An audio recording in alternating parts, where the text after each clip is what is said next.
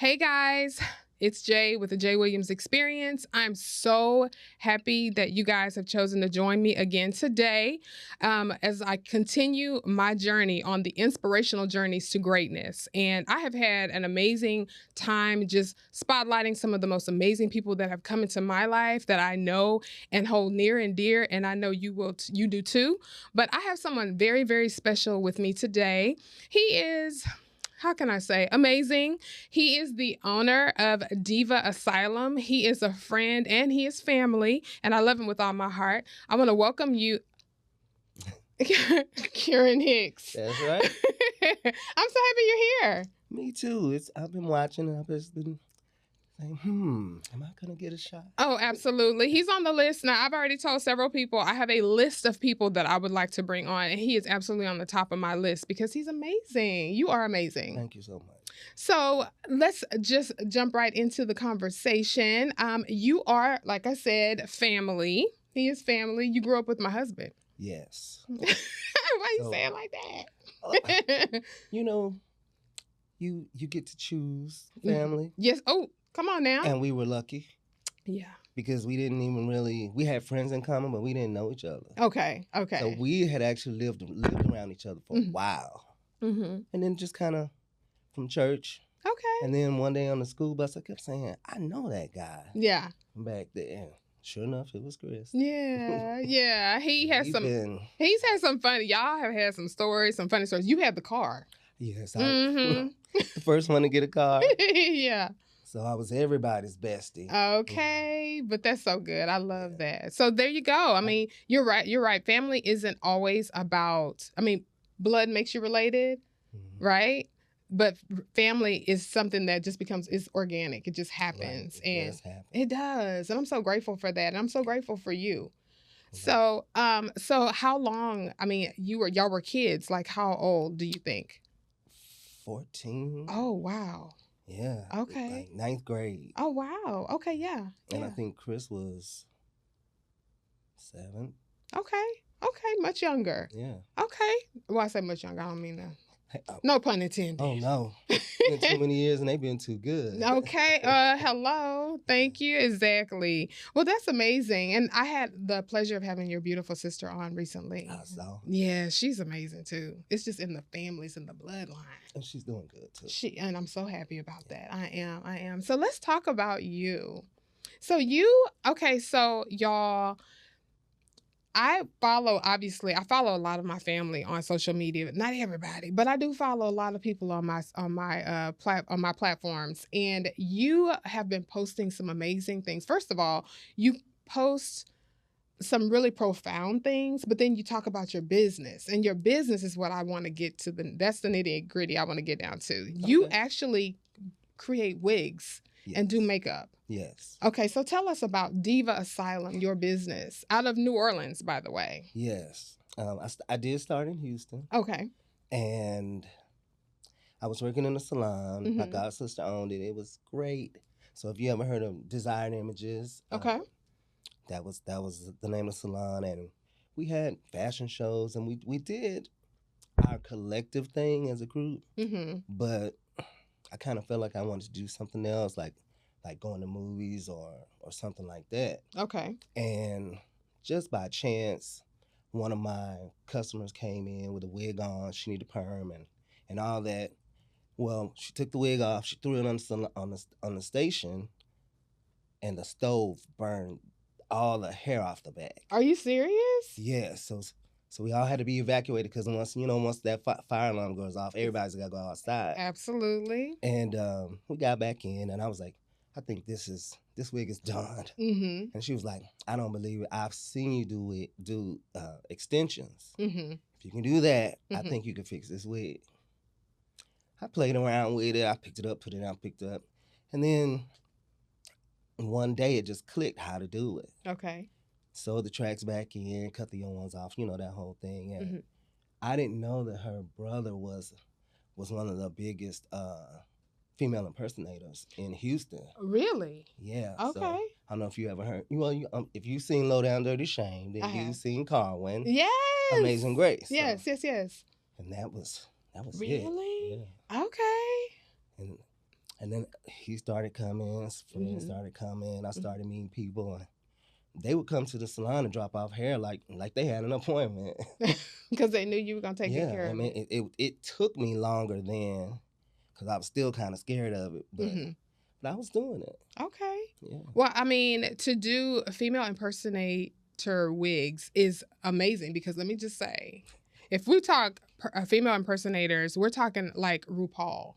That's the first one that comes to mind. Right. And her wigs are always like so fabulous and so, theatrical and so dramatic. Right. And that's what I love about what you do. Like, so what inspires you? Like, how did you even get to even know that you could do and be so creative with wigs? I was so tired of doing the side part under. Got a side part over here, swoop over here. It's got finger waves right here, a French roll in the back. Yeah, bad. Yeah. I was so tired of that. Yeah. And so the more of those wigs I got, I learned how to do them better and faster. And just, they didn't have to be so little. Yes. I grew up around my grandmother. She wore wigs and she styled wigs for the ladies at her church. And they were wearing those big, those big black wigs that everybody's grandmother had. And so I learned how to do those by the time I was 9. Really? Yeah. Okay. But it was supposed to be a punishment, but I liked hair. And I was going to say, you didn't realize it was something that you enjoyed. It was. Yeah. But I was so hard-headed. I would try to go, everybody, when you in the hood, everybody's trying to help you get up. So I was trying to do all these other different things that I wasn't really interested in. So when I would get home from work or from school, I would do hair. That's how I paid for those 4 years of college that I didn't even do anything with. I was doing hair at night. Wow. Yeah, because you can make a grip. And my mother was like, the industry. I don't know why you keep going to college for everything else. Yeah. Just do this. Yeah. There's nothing like doing what you love, though, right? Right. It makes it easier to get up in the morning. I was going to say, who needs an alarm clock when you enjoy what you do every day? And so is that what inspires you? Is that what keeps you inspired? It's just the love of it? Yeah. Like even when I'm off, I'll find a piece of hair to make. Okay. Just it's an easy way to pass the time. Yeah. It's not gonna sit there long.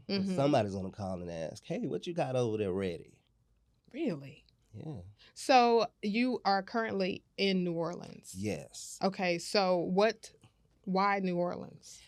My mother used to live in Mississippi, and a lot of people don't know that. She left Houston. She went to Mississippi, and as she was getting older, I was kind of she's slowing down a little bit. I need to be closer to her, but I didn't want to move back to Houston because that was still going to be more. It was going to be 6 hours either way. And I was like, but New Orleans is right there, like hour and 45 minutes. Yes. And I was like, I can do that. Yeah. Jackson was not. That was not it. Never a question. Yeah. Yeah. And so I moved to New Orleans, and maybe a year later, my greatest fear, she had a stroke. Okay. And I was able to drive back and forth to Jackson, but when she got out of the hospital in Jackson, I was like, you got to come to New Orleans with me. Yeah, yeah. So she did. She moved did. there. It's been 8 years. Okay. She's good. That's good. That's a blessing. 8 years is a blessing. Oh, yeah. Especially going through something like that. Twice. Oh, wow. Okay. Yeah. Okay. So she be in there with me. She was like, you all right in there? Don't work too late. Yeah. Make sure you eat. Yeah. Yeah, you know how it is when you get into the groove of what you're doing. Time will fly, and before you know it, the sun is coming up again, and it's like, okay, wait a minute. I haven't eaten. I haven't done anything. So she's got her little ways to make me stop. Like, she made me promise that I would cook dinner every night if she cooks her own breakfast. Okay.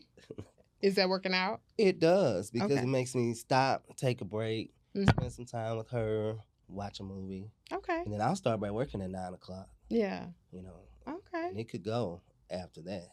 So have you worked with any mainstream female impersonators or? Pretty much. Yeah. Pretty much everybody. I know I'm sure. RuPaul is the one but I've always had hair on the contestants, especially like the first 3 or 4 years. And even like right now, and Jerry is like my little granddaughter. And, okay. You see a lot of my work on her. Really? I think right now Silky Ganache is popular. I've done some hair for her, but I do more of her pageant stuff. Okay. Yeah. Okay. Wow, that's amazing. And of course, if you're from Houston, then there's From Houston, Jennifer St. John, mm-hmm. Tommy Ross, Mm-hmm. Chevelle Brooks.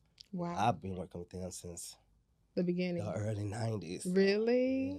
Yeah. Okay. Back when I kind of used to be scared of. Were you scared of them? I was scared of the queens. I used to see them all the time, and I'd be like, I don't understand what I'm seeing. Yeah. But then when you see one who actually looks like a woman, I was like, well, she must be the one that taught them how to look like that. Yeah. Or, because I had no clue how it was happening. Mm-hmm. And they were like, well, some people start earlier. Some people just already kind of look like a woman. Mm-hmm. So, I had to learn that. Mm-hmm. You have to learn the balance of the face, the shoulders, okay, the neck. Okay. And if your hair ain't helping you balance that, it's a mess. It's not working. Yeah, it's a mess. Yeah, no, I get that. That's just, but that's any person really. Exactly. But when you're doing impersonations and things like that, I'm pretty sure it's a lot different. And especially when they actually look like the person there in person. Like a lot of people, they're just themselves. Mm-hmm. But some people they're Diana Ross, the Shaka Khan. You got to know how to help them get to that end result. Mm-hmm. And just so happened, I just was into if you were, as my grandmother would say, a gaudy woman. Mm-hmm. Those were the ones I liked. Okay. So it was Diana, Shaka, Aretha, mm-hmm. The ones with the furs and the hair. Yes. I was like, I don't want to do nothing plain. Yeah. Even with makeup in the mall, mm-hmm. when they leave the mall with your look. Yeah. And they're comfortable. But when I was doing it in the 90s, they were like, oh, baby, this is too much. Yeah, yeah. It's a lot of. Yeah. Mm-hmm. And the big lashes. And I've never been let's do the light face. Mm-hmm. You're not doing it every day. No, and that's why I don't like working on movies. I've done it. Yeah. But it's so boring to me. Really? Yeah.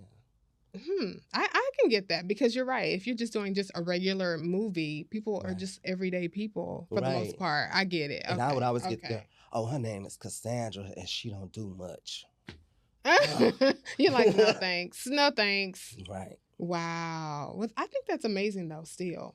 So how do you so a person can just come to you and say, hey, I have this vision. This is what I want. And you just bring it to life. You have that. Right. That's what you do. And I don't know how I got it. Yeah. I guess it's just inherited. Mm-hmm. It's just one of those things if you show me what you're wearing, mm-hmm. I could do your makeup mm-hmm. and suggest hair. Now, it may be yours or it may not be. Mm-hmm. But I can always get to the end.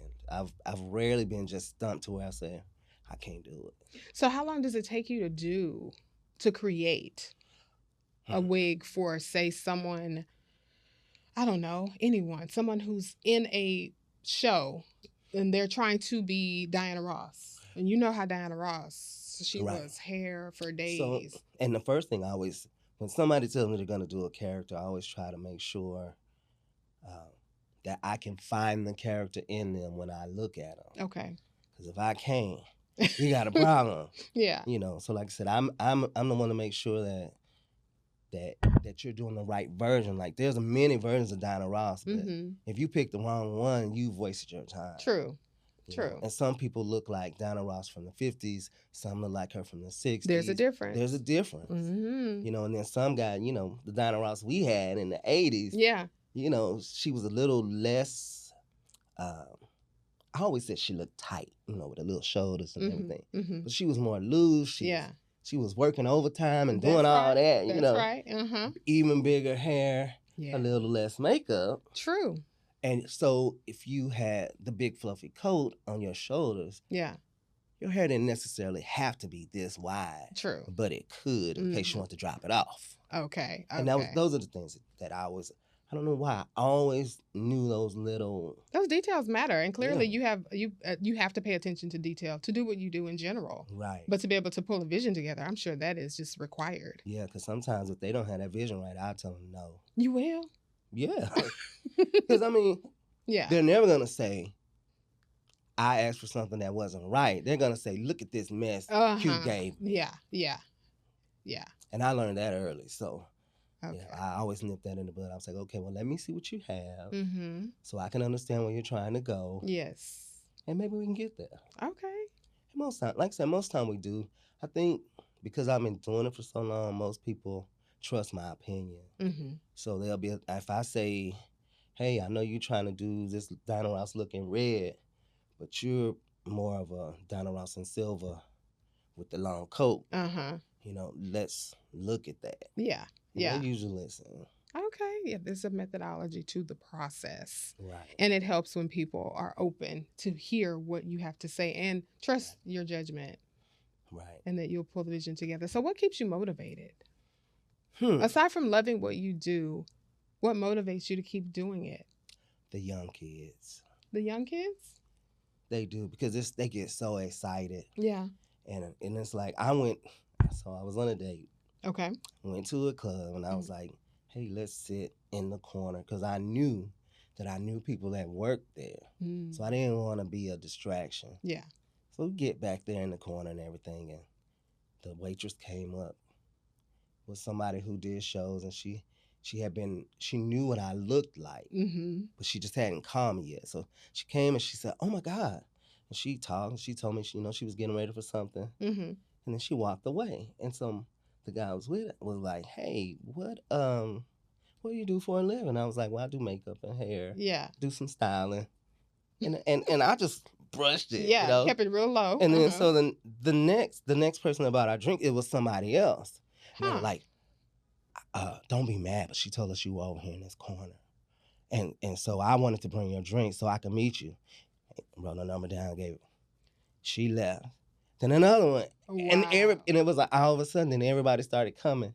And then when the show started, everybody on the show by then knew that I was in that corner. Oh, wow. It's like, oh my God, who are you? Wow. And I was like, we already had that conversation. He was like, no, you played it down a lot. You didn't just do hair and a little makeup. Yeah. No. Yeah, because I knew what was going to happen. You knew it. That is so funny. I went to the bathroom and came back. They was out of there. My whole table was empty. They were swarming. I know they were like, oh my God, how exciting. He's here. I'm going to get him to do this for me, or just to be in your presence. Yeah. But my mother loves it. If we go out somewhere and the people start recognizing me, she loves it. Does she? And she just laughs. She was like, I don't know if that one should be doing drag. Oh. Leave it to her mama to let you know. You need to change it up. That's not for you. Right. I love it. Funny. She likes to go to the shows too. Does she? Okay. Now I haven't taken her to one in New Orleans because they start too late. Okay. Like both of us be trying to be in the bed by 11:30, and that's when they start. Yeah. In New Orleans, so. Yeah, the last time I went to a show actually was a very long time ago, but it was in Miami. And it was so much fun. Like the energy and just, we just had a blast. The one on South Beach? Yeah. Oh, yeah. I know exactly where you went. You on South Beach? It was so much fun. I have some girls there too that I work with. Yeah. Okay. It's not it's funny. Wherever I live, I don't have that many clients there. Not regular. Okay. Like I have my girls that, because they're on RuPaul or they do pageants, they come more often. Sure. But really, it's the girls that live away. Yeah. Houston, Atlanta, Miami, LA. Yeah. Because the New Orleans scene, there's a lot of people in New Orleans that Fifi Mahoney's and, they do good hair. Yeah. If that's the kind of hair you want to wear, but I don't like to put myself in competition with people. I do what I do. I let you do what you do. It's enough people to buy it all. I was gonna say there's plenty for everybody. Yeah. Right. And I think that's the main reason I've been successful is because I know that there's enough to go around. So I'm not fretting about it. I'm not oversaturating. I don't do a whole bunch of advertisement. Yeah. It's just because I really think sometimes that I'm already at my peak performance level as far as getting them done. Yeah. And if I had too many more, then I'd be stressed out and overwhelmed. Yeah. So it flows well. Okay. I'm very grateful for winter because in winter, nobody really, it'll be like pageant girls who has a pageant in January. Mm-hmm. Those are the only people I hear from in December. Okay.